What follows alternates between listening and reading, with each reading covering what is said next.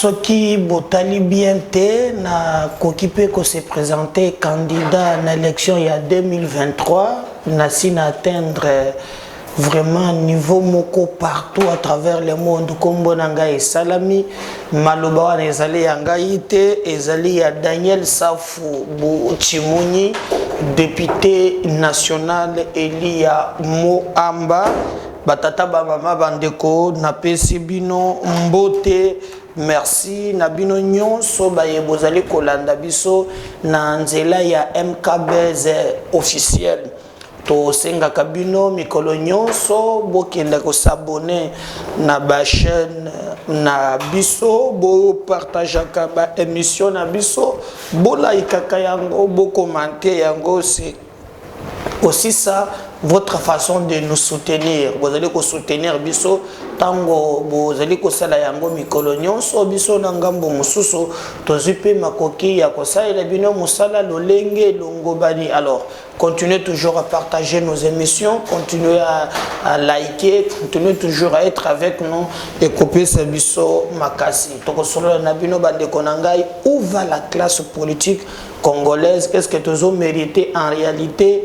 Classe politique que tozali na yango olelo parce que balobaka toujours na philosophe moko lobaki l'homme n'est grandi évolue au sein d'une société qui l'enrichit et qui doit aussi enrichir. Hors de cette idée, hors de cette logique, il n'y a point d'homme. Donc vous constaterez que monto atiraka nyonso be azali kosala bekaka na société. Alors nous nous posons la question, est-ce que notre classe politique allait permettre de développer? Est-ce que nos acteurs politiques basali vraiment à la hauteur d'être appelés leaders d'opinion? Et d'ailleurs plus loin beaucoup moins ba missus ba ko benga bango même leader d'opinion, honorable. Je me pose la question, quand est-ce que vous appelez quelqu'un honorable? Où est-ce que nous pouvons déceler l'honorabilité dans ce qu'ils font? Parce que vous savez, moi je me souviens très bien, quelqu'un m'a dit, ce qui compte beaucoup pour un leader de masse, un enseignant, c'est pas ce qu'il dit, mais ce qu'il fait. Donc c'est dans la faisabilité des choses qu'on peut vite comprendre Motoyo Azalo qui nous a mené à niveau Tokominango Lelo, qui nous a abruti que Tokoki Konjima oui, place Fokoloba non, Pekoloba non, place Fokoloba oui. On nous a mené dans na Makambo Moko inexplicable. Alors batata mama bandeko biso tokosolo na bino autour ya likambo wana. Daniel Safou lobby azala que le bosso ya presse. Oui, biso MKBZ officiel. Tous allez battre vraiment to la musibe likamboana to talesaki bino lolenge ni safu soki botalaki na bilili to salaki a bimaki liboso na groupe ya ba député oyo ya ensemble. Alors on a ba député wana au total 40 lobi wangani ke ba komi 13 bobimina bango ezali pona kolobake na déclaration na bango bakoki lisusu te kozwa bango lokola bakatumbiste lokola bato ya parti politique ya katumbi pamba te bango bakendaki lokola na regroupement politique et pona yango vraiment bango bakomi entité moko à part comme tel et bakokaki pe ko traiter directement na président de la République. Et d'ailleurs na déclaration na bango oyo esengela kibasala aye kolobaki non bango bayokani ke bakopesa Félix Tshisekedi deuxième mandat en 2023 comme ceux qui bango on dirait balinga qui va voter yé comme si les élections na suffrage vraiment indirect. Tolé salamaki batu balobela ki ngai moko na salaki émission pour na ko démontrer incohérence vraiment oyo ba acteur ya vie politique ya mboka na biso bazalaka na yango comment ba changer sans respecter notre peuple et puis ba se ba mesani ke soki ba sali buzoba wana muto akolandela bango na sima azalaka ta ko changer le sous lobby akobakisa makambo mususu muto akotuna ye likambo azalaka. Donc, et il a cru que non, et que ça la facile, pe kokinde bongo. Nous avons démontré en long, en large, ces incohérences et toboyaki que tokoki ko soutenir le sous-souté classe politique ya boy. Est-ce que bachaki est pression?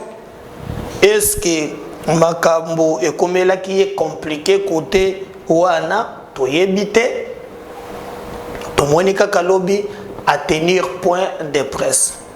Ngai na sola qui avant y a tenir point de presse na ba député mususu. Ba député mususu balobi boy. Pona bango muntu ya banda ki ko sunga amema ba desiderata na bango et pas ya président de la République ezalaki Kabunda. Comme Kabunda azali sous-souté batekeli mboka ya mwana na mwana nde bango ba se regrouper ba mitie maintenant groupe na bango à part qui pouvait leur permettre que le lenge na bango bayeba ko négocier bango directement na ndeko Tshisekedi. Donc eloko batiaki ezali po Kabunda azali sous-souté na calcul na bango esengeli ba kende kosala vraiment musala oyo basala yango uniquement na groupe na bango. En fait ba ko bondela pe ba intérêt na bango ezani bazo lingana ibisaki bino il y aura un remaniement gouvernemental au lieu que ba kende kosala na Katumbi baloba keno pona quota ya ba député baza 40 boza na ministre tel o pona ba entreprise publique boza na ba entreprise tel. Donc nde yango wana bazali kolinga batia en place. En fait c'est ça. Le reste est kotika discutable. Alors ba député na basangana ki basala bloc na bango ba négocier ka bango directement ba poste na bango ke eleka au sein ya ba regroupement to ba parti politique na bango ezali ya katumbiste. Ce qu'il ne faut pas encourager parce que moi je suis d'accord que Katumbi akoki ko sala makambozo sala wana te na sepela kate vraiment la démarche oyo yaye, mais je ne peux pas aussi encourager que pour des calculs purement personnels tu vas comme débauchable ba kende comité ka on est à loyauté na fidélité ba kende ko toka na pompe ba renouveler la kango chaque jour. C'est dans ces logiques là que ça Foupé à Kotaki. Il voulait négocier poste, il voulait à Salaboy. Bande Konangai, j'ose croire que ba interpeller ba yebisi zela ozui ezali mabe ba yebisi kala mingi te olobaki Katumba c'est les aba congolais parce que na maloba na ye sa fois zolobaki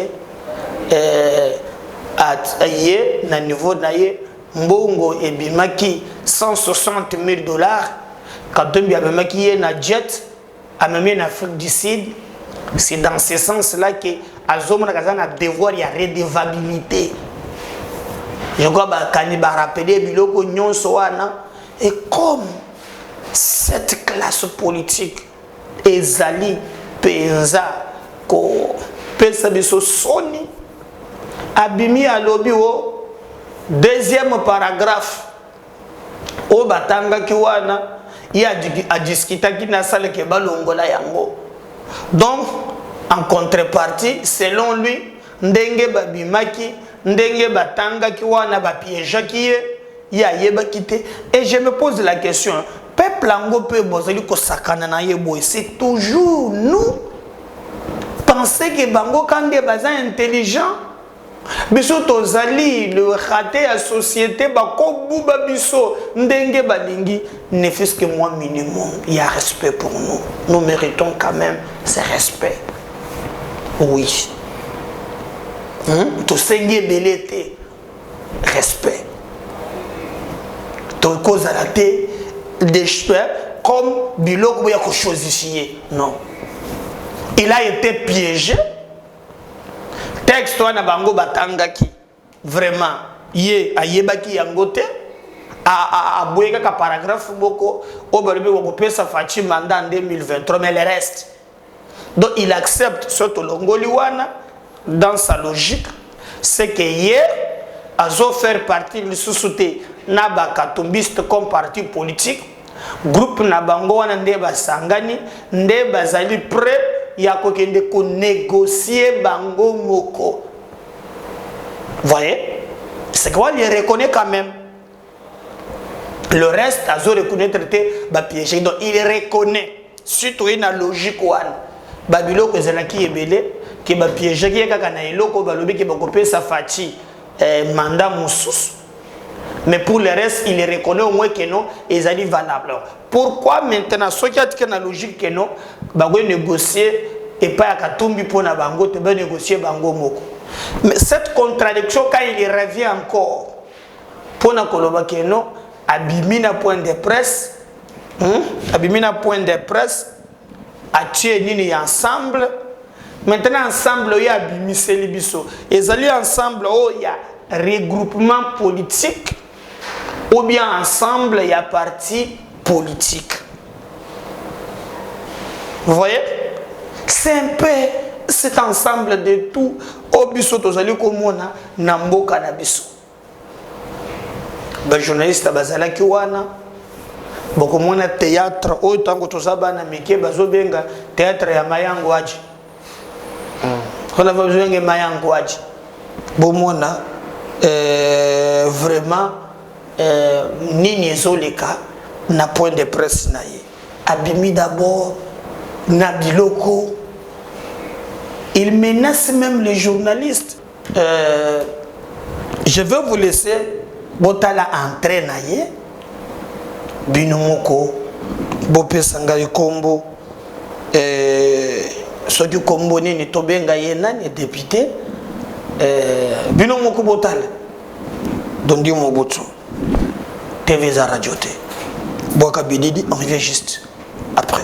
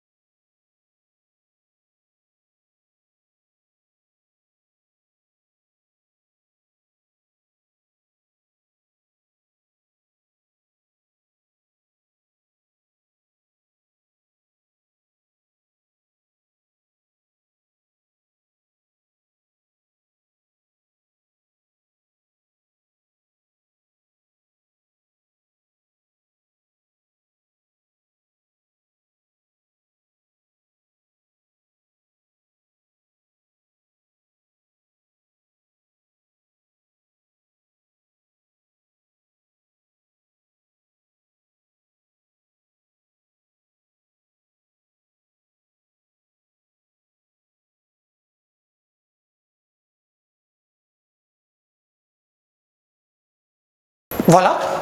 Une introduction. Nous avons une introduction. Est-ce que c'est normal? Électeur naïe. Alors, nous avons tweet.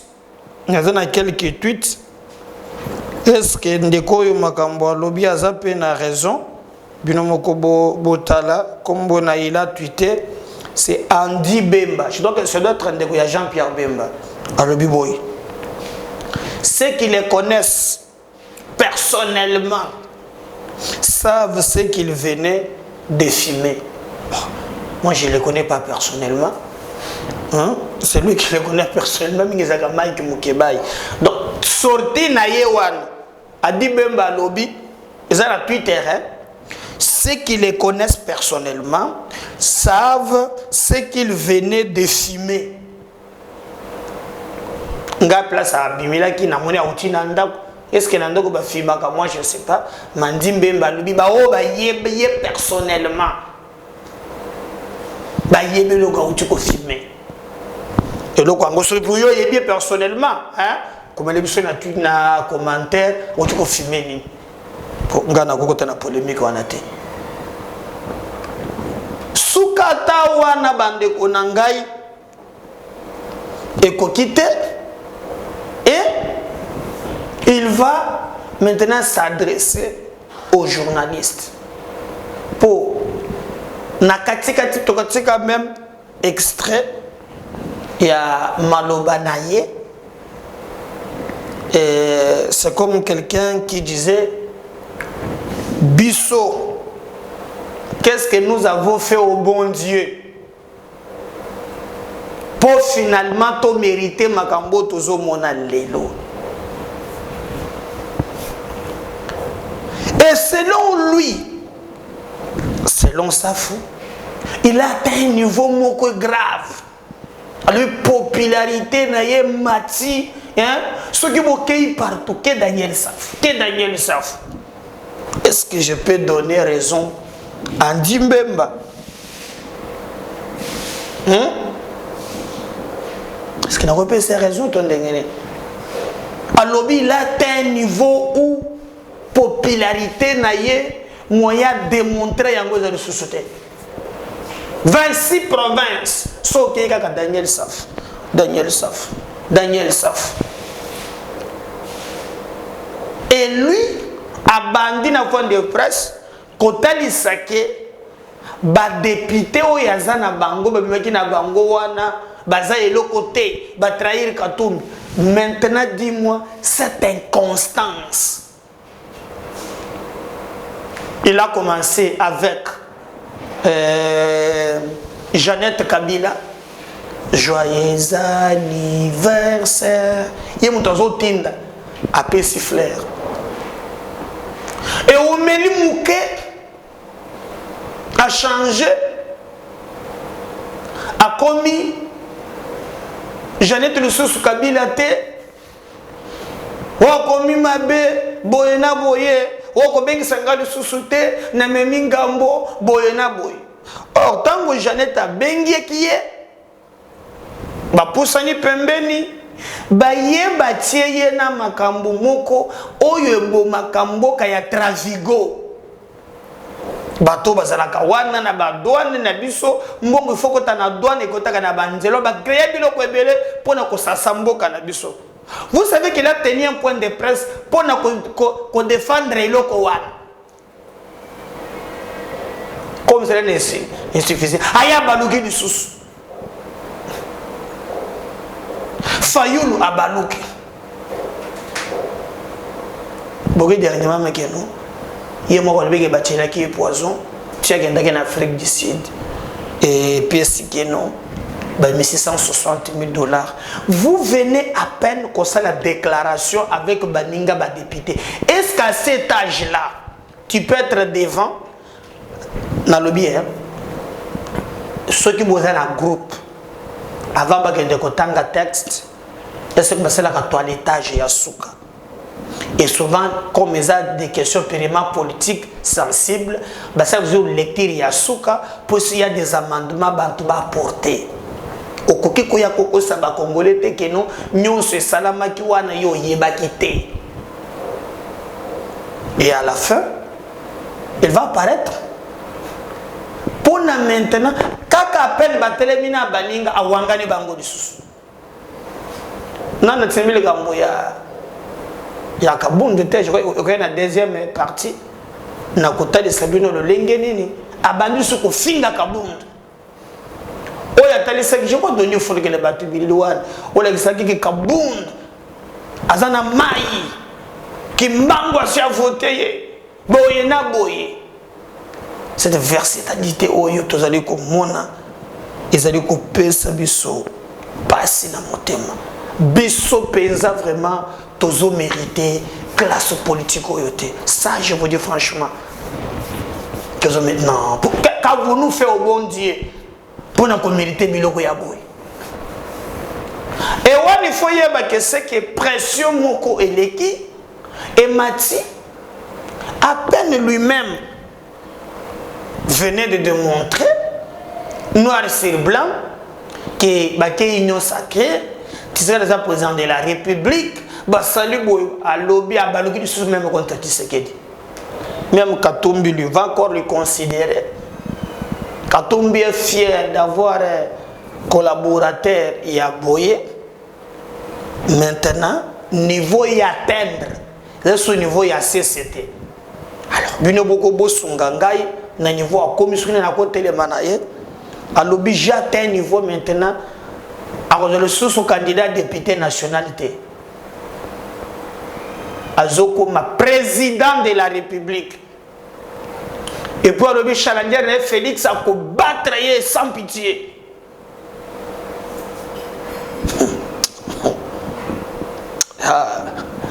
Quand vous nous faites au bon Dieu pour mériter ma gambo ya boy.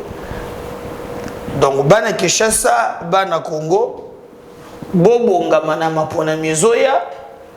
Bokozala na président de la République Congo na ye Daniel Safu Buchimuna kinkunza kankikunza kinkunza ya Mbumba Philippe kinkunza ya Mfumbo Kimbangu kinkunza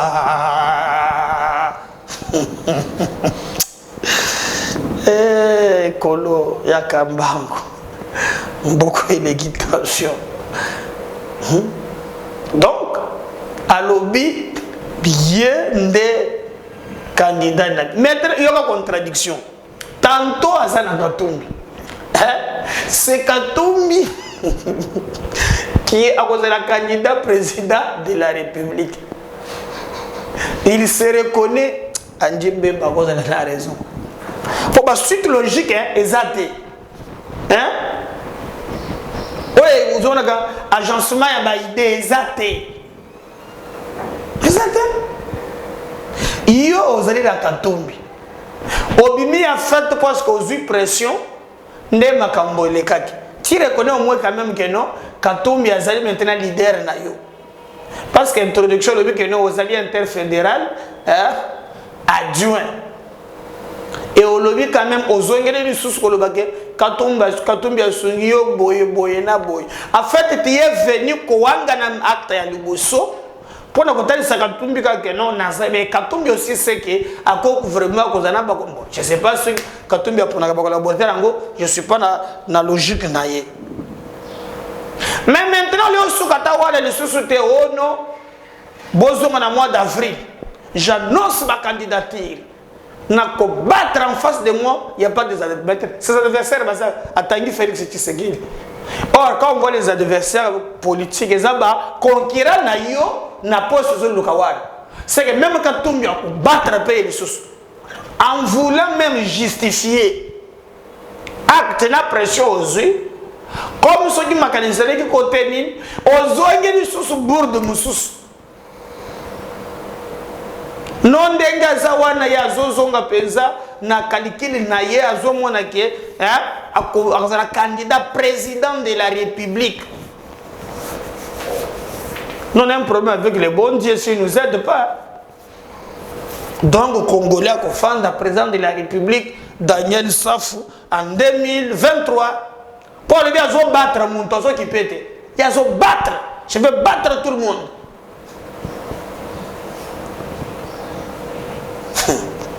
kavono fait au bon Dieu donc il nous a sous poto makambo ya boy elanda biso. Alors bande ko nangai bato bazalaki wana abandi ba biloko na ye oya mesani ko sala et pour lui yende à combattre Félix en 2023. C'est pas encore son chef donc vous allez un peu mbutu ya kosakana te mais comme vous voyez toujours surtout le TV et la radio te nous allons vous laisser suivre binomoko makambo ya lobaki comment akosala qui a battre Félix en 2023 en face de lui candidat Azate. Il a atteint un niveau où tout le monde maintenant ne parle que de lui dans la province Nyons et pour ça a dû se porter comme alternative crédible pour te abattre sans kosakana Félix Tshisekedi na ba élection oyo ezali koya. Je crois que binomoko ensemble tozali kolanda na binobe les Kambouana et nous allons revenir juste après si je parle le même langage na Dondi oyo akolaki sabino bilili mais soko za pe na panzi bongo poko seka mingi ezali penza vraiment wazo baza député national ya mboka na biso député national eli ya Moamba na liste ya MK kombo Daniel Safu Buchimoni Mvoluzi ya Bandombe. Tokuta na bino ce soit le mois d'avril. Mois d'avril, les alliés, moi, moi, ésotérique et mystique. Il y a possibilité d'annoncer candidature comme président de la République. Ça, c'est la main. Il y a possibilité que j'annonce ma candidature comme candidat président de la République. Ceux qui vont tamboli, qui s'engagent, Congo central, Bandungu, on parle de Daniel Saf. J'ai atteint la capacité nationale. Mes adversaires, ceux qui sont en face de moi, façon à diriger Mboka, il y a possibilité de battre Bango. Il y a possibilité. Vous placez Félix Tshisekedi, Daniel Saf n'a pas créé. Sans merci. Ça, je vous dis. Sans sentiment. Je parle sous le contrôle de Foukimbang. Je parle sous le contrôle de la puissance ancestrale. Ce soit le mois d'avril. Mois d'avril, les alliés, moi, moi, ésotérique et mystique. Il y a possibilité d'annoncer candidature comme président de la République. Ça, c'est la main. Il y a possibilité que j'annonce ma candidature comme candidat président de la République. Ceux qui vont tamboli, qui s'engagent, Congo central, Bandungu, on parle de Daniel Saf. J'ai atteint la capacité nationale. Mes adversaires, ceux qui sont en face de moi, façon à diriger Mboka, il y a possibilité de battre Bango. Il y a possibilité. Vous placez Félix Tshisekedi, Daniel Saf n'a pas créé. Sans merci. Ça, je vous dis. Sans sentiment. Je parle sous le contrôle de Foukimbang.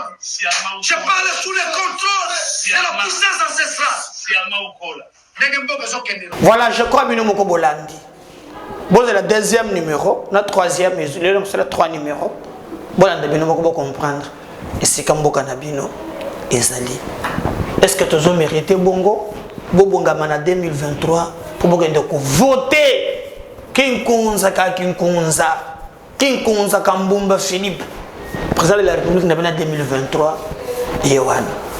Parce que si la seigneur ne revenait pas, j'y reviens encore dans le numéro Moussous. A tout à l'heure. Bye.